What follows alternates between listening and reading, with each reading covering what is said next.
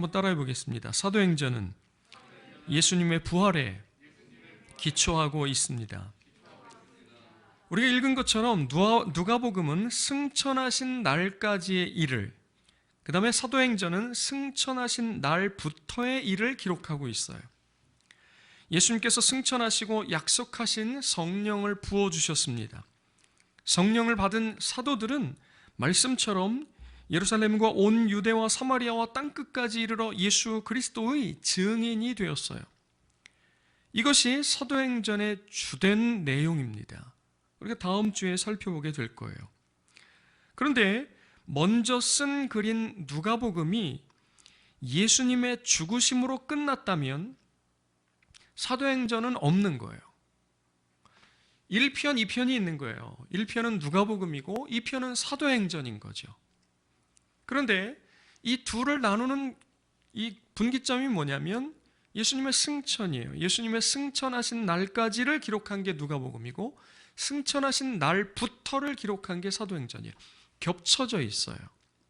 그런데 만약에 1편에서 예수님께서 죽으시는 걸로 끝났다면 그러면 2편이 나올 수가 없는 거죠. 부활이 없다면 승천도 없습니다. 승천이 없으면 성령의 내려오심도 없는 것이지요. 예수님이 죽으실 때 도망쳤던 제자들은 두려움 속에서 모든 소망을 잃고 각각 자기가 살 길을 찾아서 갔을 거예요. 예수님이 죽으심으로 끝났다면 그때 도망쳤거든요. 다 뿔뿔이 흩어졌거든요. 두려웠어요. 그들의 모든 소망은 그날 다 끝나버렸습니다. 그러니 그들은 그냥 두려움과 절망 속에서 흩어지고 자기의 살 길 찾아서 도망쳐버렸고 그리고 그냥 끝나는 것이죠. 예수라는 분 때문에 일어났던 유대 땅의 소동은 그냥 해프닝으로 끝나버렸을 것입니다. 그러면 사도행전은 없는 것이에요. 그러나 누가는 먼저 쓴 글에 이어 승천하신 날부터의 일을 다시 써 내려갔고 그것을 우리 눈으로 지금 보고 있는 거죠. 그럼 뭘 말하고 있는 거예요?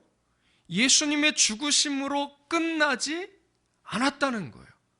제자들이 두려움과 절망 속에 도망쳤지만 그것으로 끝이 아니라고 이야기하는 것이지요. 예수님은 십자가에 죽으셨지만 그것으로 끝이 아니었습니다. 예수님이 부활하신 것이에요. 도망쳤던 제자들을 다시 부르셨습니다. 절망 속에 있던 그들에게 새로운 소망을 주셨습니다. 그리고 제자들이 보는 가운데 승천하셨고 약속하신 성령을 부어주시고 있는 것이지요.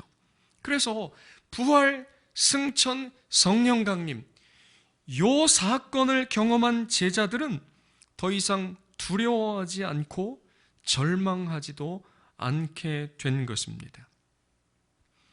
예수님께서 잡히시고 십자가에서 죽으실 때 제자들은 두려웠어요. 그건 아주 근원적인 두려움이죠. 자기들도 잡혀서 죽임을 당할까 하는 두려움이었어요. 그래서 그들은 도망쳤습니다. 도망쳐 숨어있던 그들은 절망했어요. 예수님이 메시아인 줄 믿었기 때문입니다. 예수님께서 다윗의 나라를 곧 회복하실 줄 알았기 때문이에요. 그래서 머나먼 갈릴리에서 점점 예루살렘을 향하여 올라갔고 마침내 예루살렘에 도착했고 거기에서 곧 이어서 다윗의 나라를 회복하실 줄로 생각했던 거예요.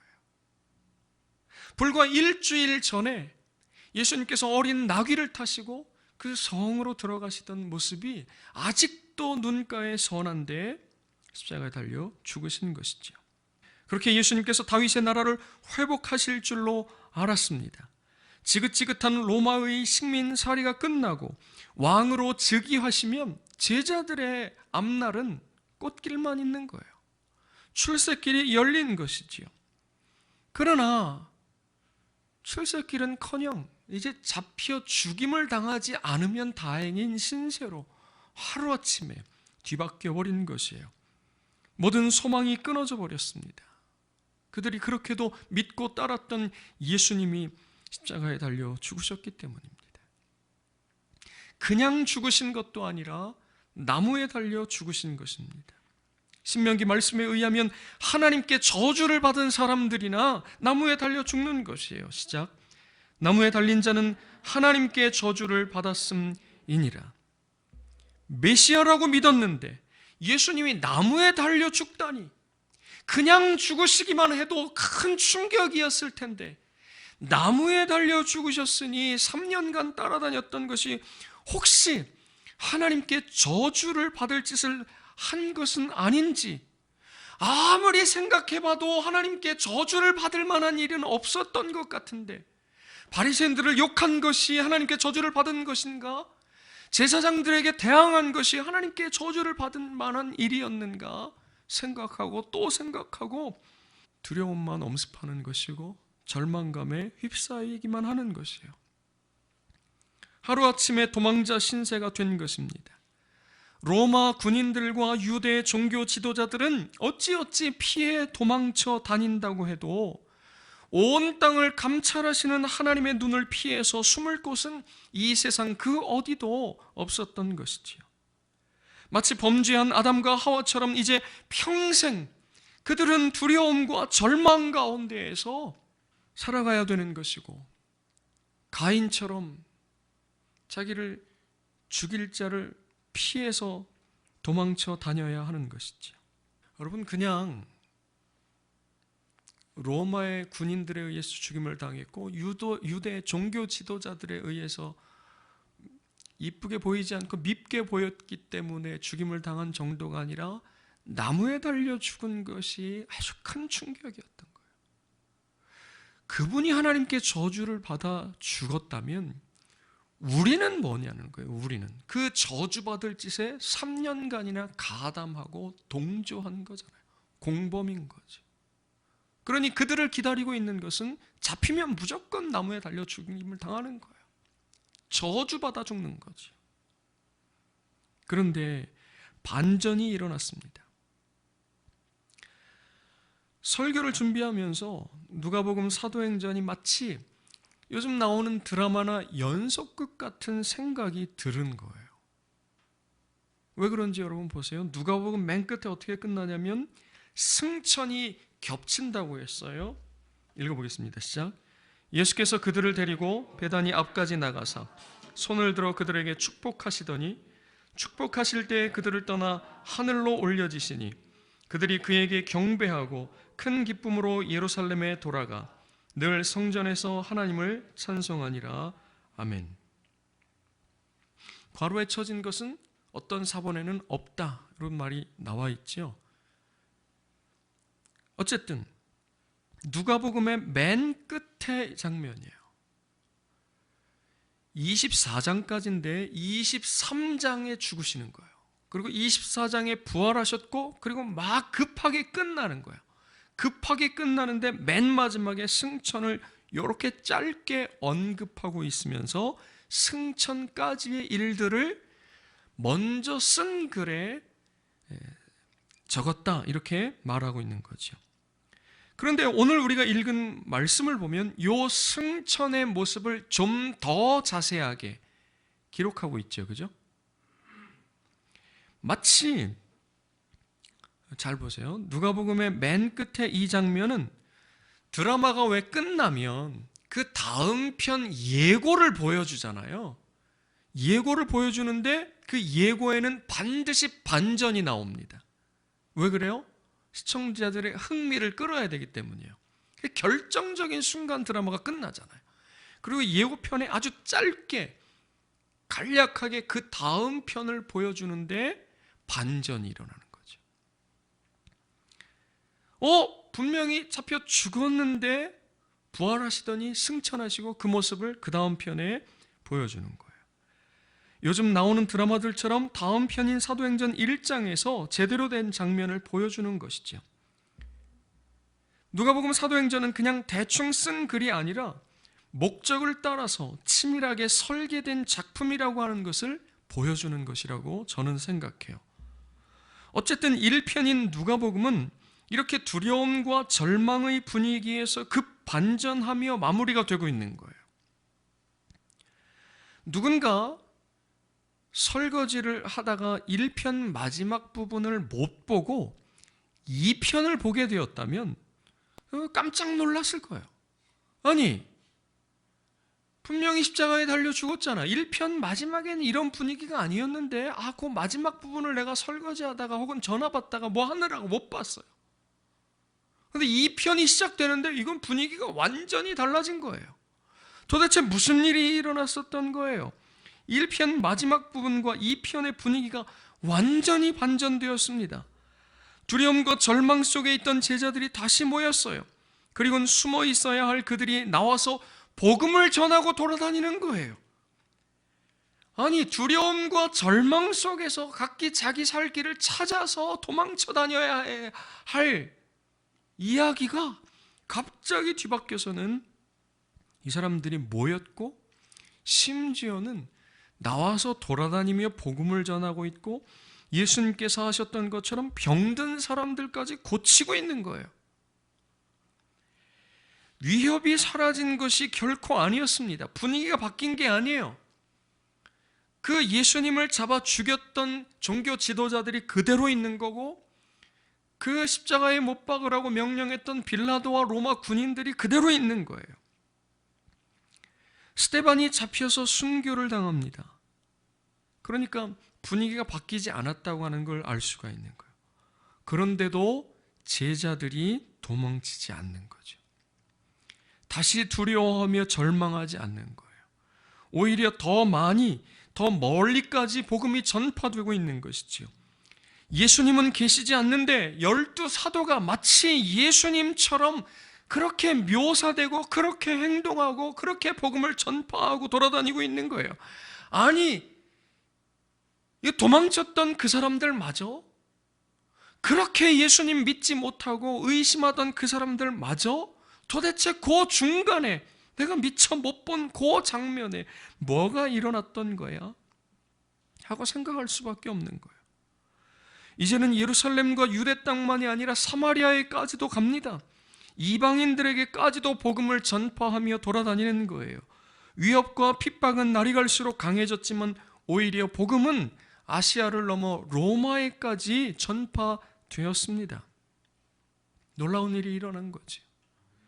누군가는 이들이 단체로 최면에 빠졌다고 말하기도 합니다. 실제로 그래요. 신학적으로. 또 어떤 사람들은 이들이 다시 뭉쳐서 작당 모의를 했고 마치 연극하듯이 활동했다고 하는 것이에요. 그러나 성경은 그렇게 말하지 않습니다. 왜 이렇게 말했을까? 이들의 변화가 너무나 극적이기 때문에 그런 것이에요. 이들의 달라진 모습은 요즘 표현으로 하면 이렇게 달라지면 막장인 거죠. 중간에 아무것도 없었다면. 너무나 달라져서 드라마는 재미없을 수도 있는 거예요. 그걸 요즘 말로 하면 개연성이 없는 거죠. 그런데 그 중간에 한 사건이 일어난 것이죠. 그 사건이 제자들로 하여금 이런 변화를 만들어낸 거예요. 그들은 최면에 걸린 것도 아니었고 작당을 해서 연극을 한 것도 아니었습니다. 그것은 부활로부터 시작된 승천과 성령의 내려오심 때문이었어요. 여러분, 이 1편과 2편의 극적인 반전은 부활로부터 시작된 승천과 성령의 내려오심 때문에 그런 것이지요. 부활, 승천, 성령 강림을 경험한 제자들은 더 이상 두려워하지도 않았고 절망하지도 않았습니다. 예수님께서 부활하셨기 때문입니다. 그것은 예수님이 신명기 말씀처럼 하나님께 저주를 받아 죽은 것이 아니로구나 하는 것을 증명하는 사건인 거예요. 제자들이 그걸 깨닫게 된 거예요. 여러분, 만약에 하나님께 저주를 받아 죽임을 당했다면 다시 살아나는 건 우리 눈으로 보는 바예요. 이 두 가지 사실이 서로 대립하고 있는 거죠.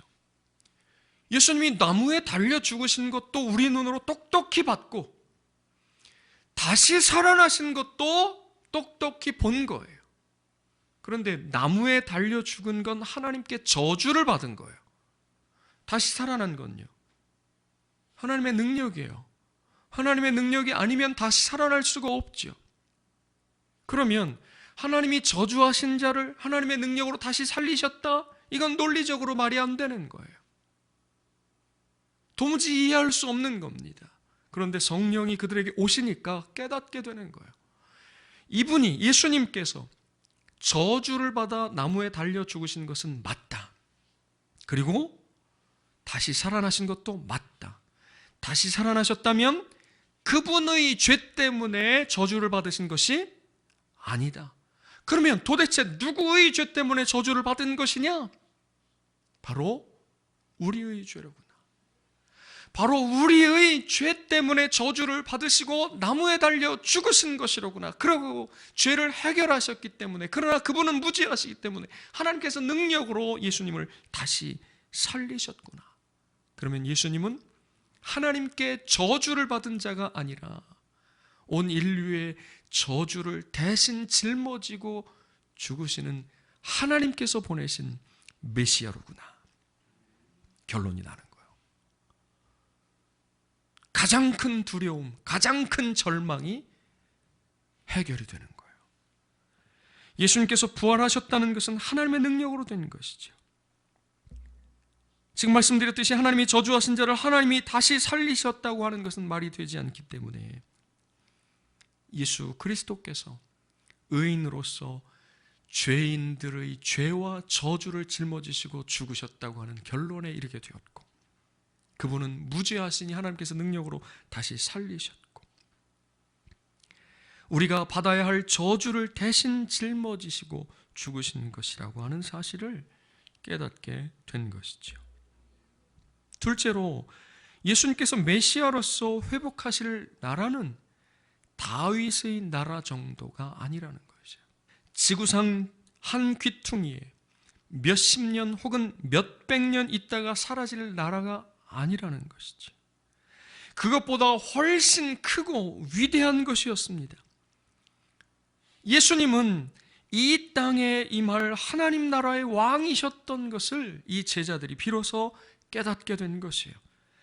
그들은 강원도만한 나라를 위해 봉사하는 일꾼으로 출세할 것을 기대하였지만 하나님께서는 그것보다 비교할 수 없을 만큼 크고 위대한 온 세상에 임하게 될 하나님 나라의 12 사도와 제자로 삼으신 것이에요.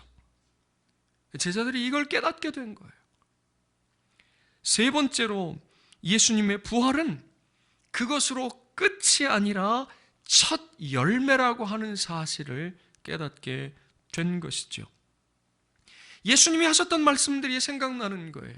예수님의 부활은 예수님의 부활로서만 의미를 갖는 것이 아니라 예수님을 믿고 따르는 자들의 부활을 약속한다고 하는 것이에요. 예수님의 제자들의 부활을 보증하고 보장한다고 하는 의미가 있는 것이죠. 제자들이 그걸 깨닫게 된 거예요. 더 이상 두려워할 필요도 없었고 더 이상 절망할 이유가 없었습니다. 숨어 있을 이유가 없는 거예요. 이들이 성령의 내려오심으로 말미암아 깨닫게 된 것이지요. 함께 읽겠습니다. 시작.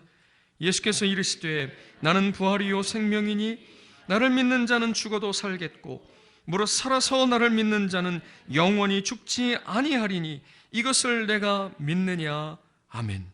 절망이 변하여 완전히 새로운 소망으로 그들이 감히 상상하지도 못했고 말씀은 들었으나 도무지 받아들일 수 없었던 소망이 그들의 것이 된 것이죠.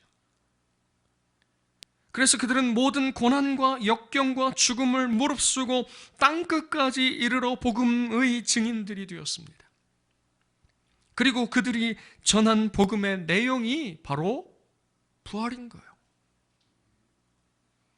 예수님의 부활, 곧 나의 부활, 우리의 부활. 그것이 부활과 승천과 성령 강림을 경험한 제자들이 더 이상 두려움과 절망 속에 빠져 살지 않고 나와 고난과 역경과 죽음을 무릅쓰고 땅끝까지 주님의 복음의 증인된 그들이 전한 말씀이 바로 부활이었다고 하는 사실이죠. 사도행전 안에는 여러 번의 설교가 들어 있습니다. 그 내용의 핵심이 바로 예수님께서 다시 부활하셨다 하는 것이에요. 사도행전은 부활의 기초 위에 기록되었고, 또한 사도행전은 바로 그 부활을 증거하고 선포하고 있다고 하는 사실입니다. 여러 개의 설교가 나오지만 그 중에 대표적으로 사도행전은 전반부는 베드로, 후반부는 바울이라고 할 수 있어요. 그 전반부 첫 번째 설교는 바로 성령이 내려오시고 난 이후에 바로 한 설교라고 할 수 있습니다. 시작. 이 예수를 하나님이 살리신지라 우리가 다 이 일의 증인이로다. 아멘. 그 뒤에 3장에서는 성전 미문 앞에 나면서부터 못 걷게 된 일을 우리가 아는 것처럼 내게는 은과 금이 없어. 그래서 은과 금은 너에게 줄 수 없지만 그러나 나사렛 예수 그리스도의 이름으로 일어나 걸어라 하시고 나서 말한 것입니다. 설교한 것이에요. 시작. 생명의 주를 죽였도다. 그러나 하나님이 죽은 자 가운데서 그를 살리셨으니 우리가 이 일의 증인이라. 아멘. 계속 이 일을 증거하고 다니는 거예요. 계속 이 일을 선포하고 다니는 거예요. 어디까지요? 예루살렘과 온 유대와 사마리아와 땅끝까지 이르러. 어떻게 됐는데요? 그 전에는 두려움과 절망이었는데요. 예수님이 죽으셨기 때문에. 그러나 그 예수님이 다시 살아나셨어요. 두려움은 사라졌고 절망은 변하여 새로운, 그들이 상상하지도 못했던 완전히 새로운 소망이 되었습니다. 그 사람들이 자기가 경험한 부활, 그것을 전하며 돌아다니고 있는 거예요. 비시디 안디옥이라고 하는 곳에서 바울이 전한 설교입니다. 시작. 성경에 그를 가리켜 기록한 말씀을 다 응하게 한 것이라. 후에 나무에서 내려다가 무덤에 두었으나 하나님이 죽은 자 가운데서 그를 살리신지라. 아멘. 그리고 사도행전 하면 초반부에 앞서 말씀드렸던 스데반 집사의 죽음이 나오는데, 그때도 스데반이 길게 설교 같은 것을 하는 거죠. 그리고 맨 마지막에 보는 거예요. 시작. 스데반이 성령 충만하여 하늘을 우러러 주목하여 하나님의 영광과 및 예수께서 하나님 우편에 서신 것을 보고 말하되, 보라 하늘이 열리고 인자가 하나님 우편에 서신 것을 보노라. 아멘. 이 말씀을 누가가 여기에 기록하고 있는 거예요. 예수 그리스도께서 다시 살아나셨고 승천하셨고 하나님 보좌 우편에 앉아 계시면서 온 세상을 다스리시고 우리의 보고 듣고 받은 것, 성령을 부어주셨다고 얘기하는 것이죠. 예수님의 부활이 사도행전의 기초가 되었습니다. 부활이 없었다면 사도행전도 없는 것입니다. 그러나 예수님은 부활하셨고 승천하셨으며 약속대로 성령을 부어주셨습니다. 그래서 누가는 사도행전을 기록할 수 있었고 그것을 오늘 우리가 읽고 보는 것입니다. 예수님의 부활은 우리 신앙과 삶의 기초여야 합니다. 부활이 없다면 우리의 믿음도 우리의 삶도 헛될 뿐이라고 사도 바울은 말하고 있습니다. 그러나 예수님은 부활하셨고 잠자는 자들의 첫 열매가 되셨습니다. 바울은 예수님을 믿는 자들을 잡으러 다니는 자였습니다. 그러던 그가 부활하신 예수님을 만나고 180도 바뀌었고 누가복음에서 사도행전으로 넘어오면서 반전이 일어난 것과 같은 일이 사도 바울 개인에게도 일어난 거예요. 반전이 일어난 거지요. 왜 그랬어요? 부활하신 예수 그리스도를 만났기 때문이에요. 그 이후에 어떻게 변했어요? 그의 소망은 부활이 되어버린 거예요. 부활이 그의 소망이 되었던 것이지요. 같이 읽겠습니다. 시작.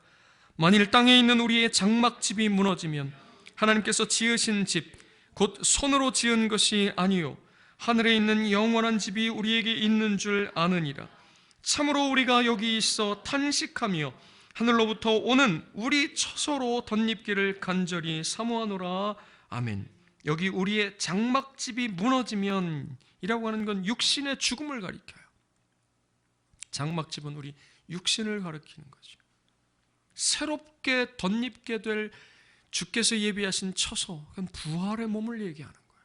사도행전으로부터 시작되어서 뒤에 바울 서신을 쭉 읽어보면 바울이 미친 듯이 앞을 향해 달려갑니다.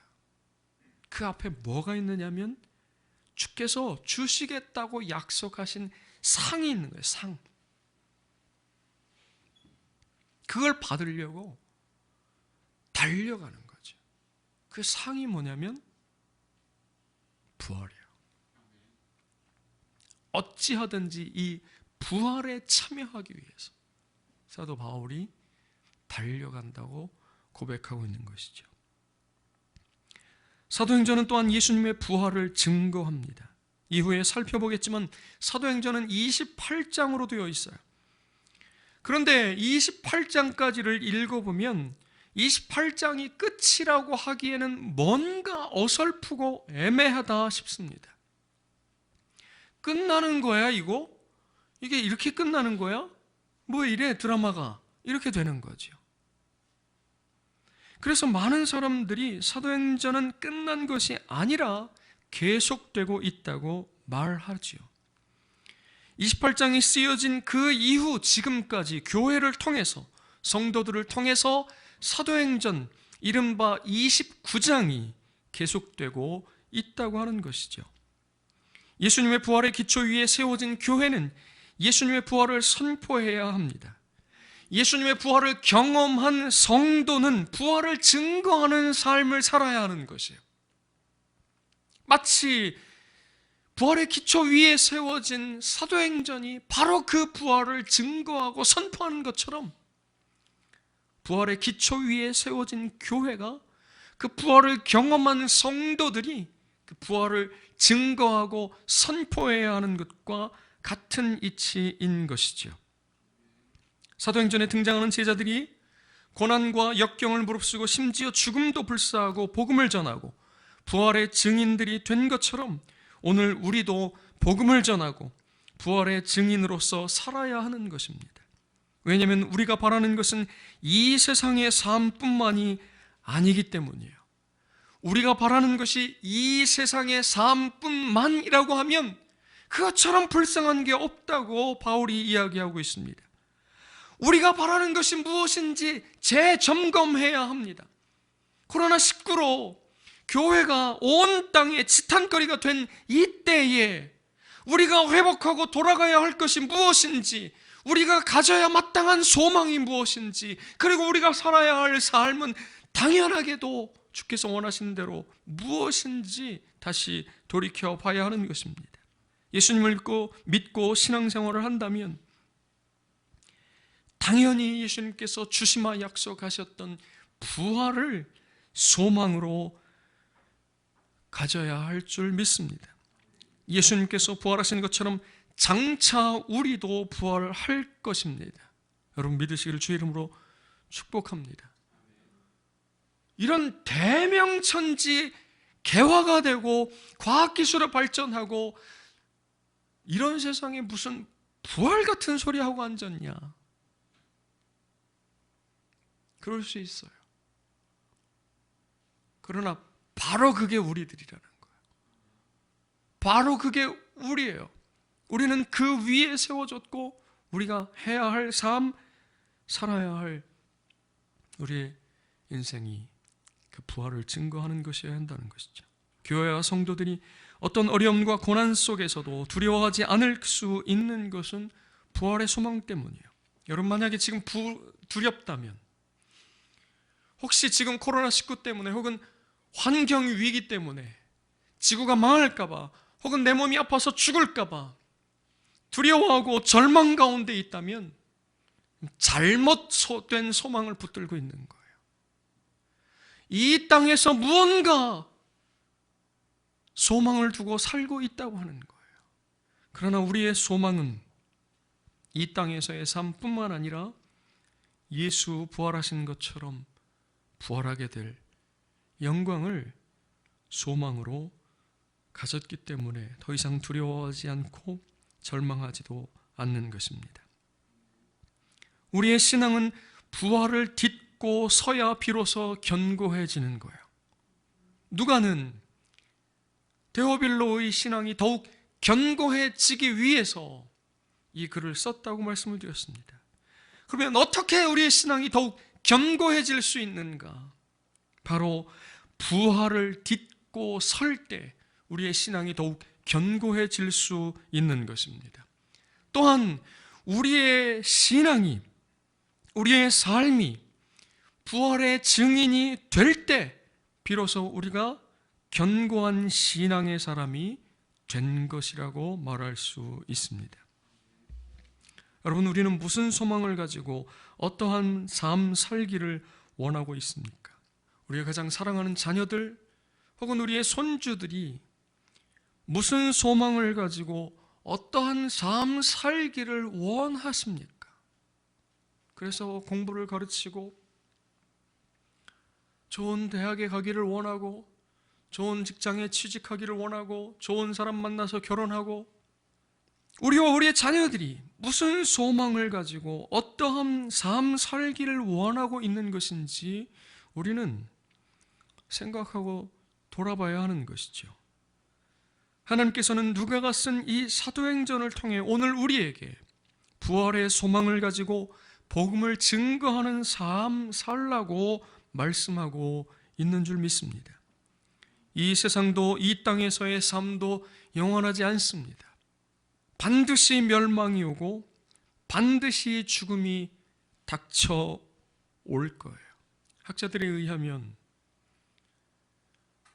기후위기가 어느 정도 큰 위협이냐면 지구에게 남은 시간은 단 10년이라고 이야기하는 학자들도 있어요.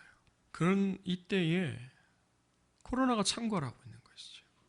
플라스틱 쓰레기 넘쳐나서 해결을 도무지 할 수 없는 지경에 지금 현재 두려워하고 절망에 빠져 있기만 하는 것은 성경이 우리에게 원하시는 삶이 아닌 거죠. 그렇다고 쓸데없는 소망을 붙들고 살아가는 것도 마찬가지예요. 그건 신앙인이라고 할 수가 없는 거지. 그러나 우리가 기억해야 할 것은 이 세상도 이 땅에서의 삶도 영원하지 않다는 것이에요. 설교한 모습을 이렇게 동영상으로 찍고 있잖아요. 그리고 수요일에 온라인 나눔을 하면서 카메라에 비친 제 모습을 보면 문득 그런 생각이 들어요. 너 누구냐?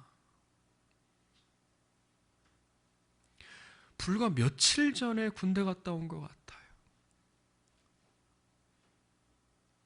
불과 며칠 전에 대학 입학 시험을 치러 새벽같이 도시락을 들고 버스를 타고 전철을 타고 대학교로 갔던 것 같아요. 불과 며칠 전에 결혼한 것 같고 불과 며칠 전에 신대원에 들어간 것 같고 불과 며칠 전에 요셉이가 태어난 것 같아요. 불과 며칠 전에.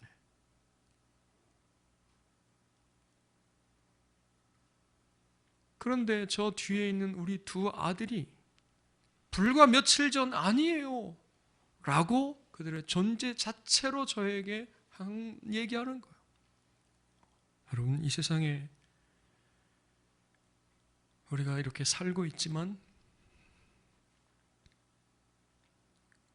영원하지 않습니다. 기후위기는 이 세상조차도 영원하지 않다고 하는 사실을 우리에게 보여주는 거예요. 그렇다고 하면 지금 이렇게 기후위기가 막 뉴스로 나오고 코로나가 날리고 그러면 예수 믿는 사람들이 더 뜨겁게 막 예수님을 믿어야 될 것 같아요. 분위기상으로는. 그런데 그렇지 않은 거지. 반드시 멸망이 오고 반드시 죽음이 닥쳐옵니다. 그리고 그 이후에는 심판이 있습니다. 그러나 사도행전이 우리에게 가르쳐주는 것은 부활이 있다. 부활이 있다. 우리가 오늘 여기에 왜 모여 있습니까? 우리가 왜 이 시간에 함께 스마트폰 앞에서 혹은 TV 앞에서 예배하고 있습니까? 우리가 바로 그 사도행전에서 말씀하고 있는 이 부활을 믿기 때문인 줄로 믿습니다. 사도행전이 바로 그 부활 때문에 기록되었고 그 부활을 증거하고 있습니다. 오늘 우리가 그 부활 때문에 살고 있고 믿고 있고, 그리고 우리가 바로 그 부활을 증거하고 선포하는 삶이어야 한다고 하는 사실입니다. 말씀을 읽고 마치려고 합니다. 한 절씩 교독해 보겠습니다. 만일 죽은 자가 다시 살아나는 일이 없으면 그리스도도 다시 살아나신 일이 없었을 터이요.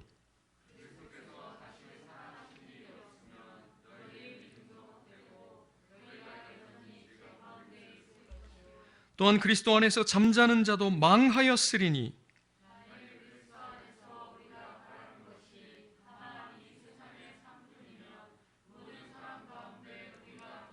다 같이 그러나 이제 그리스도께서 죽은 자 가운데서 다시 살아나사 잠자는 자들의 첫 열매가 되셨도다. 아멘. 예수님의 부활은 우리의 부활을 보증합니다. 예수님의 부활은 우리의 부활을 예고합니다. 여러분, 이 세상에서의 삶뿐만 아니라 부활의 소망을 가지고 복음을 증거하는 삶 살 수 있기를 주의 이름으로 축원을 드립니다. 기도하겠습니다.